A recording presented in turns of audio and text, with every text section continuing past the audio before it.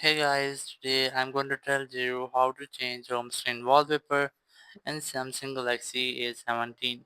If you are using A17 and you want to change your home screen wallpaper, so let's see how can you do that.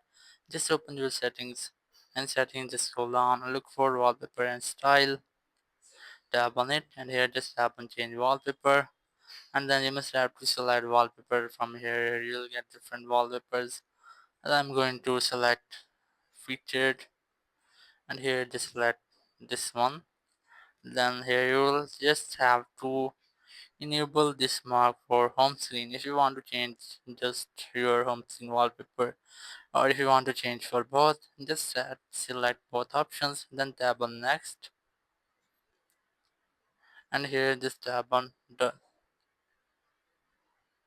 So that's how you can easily change your wallpaper for both home screen and lock screen and your Samsung Galaxy A17. Thank you very much for watching the video. Until next video, bye bye.